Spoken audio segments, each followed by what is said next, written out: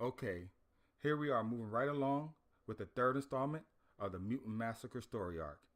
In this episode, we'll be going over the Uncanny X-Men issue number 211, published by Marvel, titled Massacre.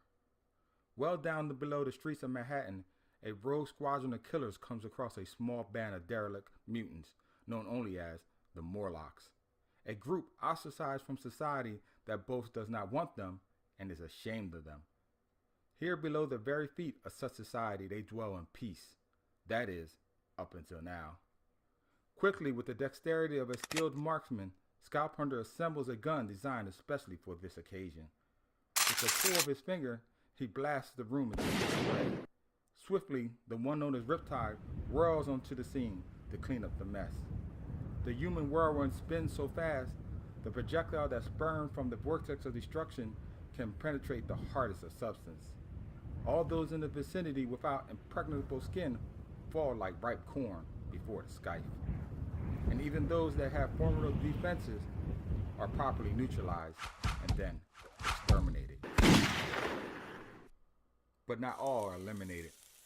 One uses her mutant ability to cut through the walls to escape. In an act of desperation, the one known as Sybil yells out a toxin call for any to hear. By doing so, she hopes to save herself and others. With his devastating blow, Arclight shatters the rest of the remaining wall, and through the now open aperture, Harpoon silences the helpless runaway. As the Marauders emerge in the next tunnel, they are greeted with Callisto and a group of Morlocks ready to fight. Scalp Hunter gives the word, and Vertigo disorients the fighters as Arclight, with a pound of her fist, knocks them down. However, further up the tunnel, the Morlock known as Piper plays a tune to summon anything with a claw or fang to join the fray in an attempt to help his companions. Meanwhile, up in Westchester, New York, at a very special school for gifted youth, the mutant known as Wolverine strolls the grounds alone. That is, until Bamf is heard over Wolverine's head, and a puff of smoke. Another mutant known as Nightcrawler instantly appears and then unexpectedly falls into his arms. The two briefly talk about their mutual sorrows when suddenly the earth rumbles and heaves them both to the ground. What emerges is a desperate Morlock hurling the news with his dying breath of his bleak plight. Later in the infirmary, Storm, Magneto, and the rest of the team discuss what actions that need to be taken. Shortly afterwards, Ileana, Colossus' sister, teleports the team into the Morlock tunnels. The other massacre that they find there reveals the level of carnage that is in store for them. Suddenly, without warning, they are besieged upon by the Marauders themselves. Vertigo preps the field by disorienting her prey as Riptide mows them down while they are helpless. With a Bamf, Nightcrawler teleports a kit to Riptide and then appropriates Vertigo, sending her on a ride of his own design. With his work finished, Vertigo is laid unconscious at Nightcrawler's feet, but unbeknownst to him, it is Riptide's turn to deal out the pain. The teleporter is quickly engulfed into the vortex of shrapnel and then expelled while Vertigo is whipped away to safety. Left to lick their wounds, the X-Men gather all the wounded members along with the Morlocks injured and teleport them back to safety. For those left behind, they split up into two groups and ready themselves for war.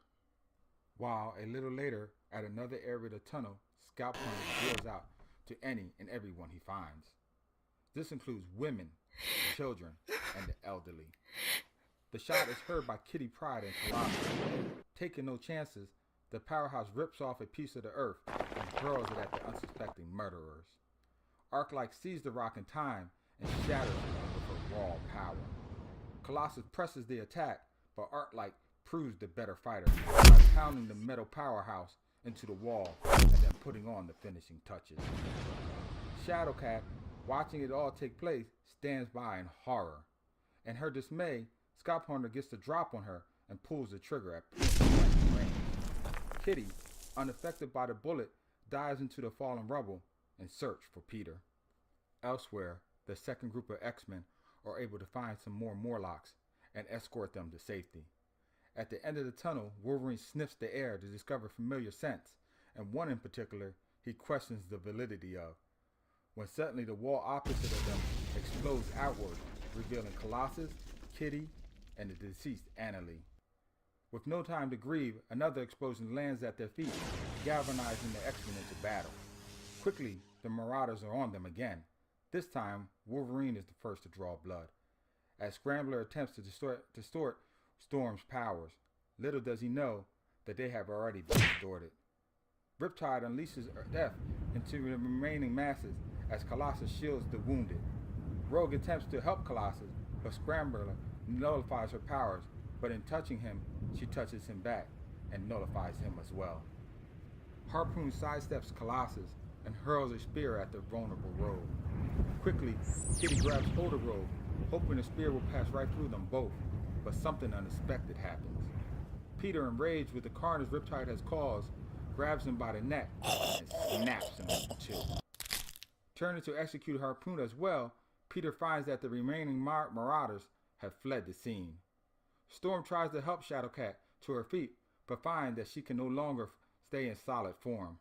Storm orders the evacuation of the wounded, but for Wolverine to stay behind and capture a Marauder for interrogation. The rest, she tells him, he could do with as he pleases. This is the end of part 3 of the Mutant Massacre story, my friend. Hope that the story intrigues you. Please drop a comment below on your thoughts so far.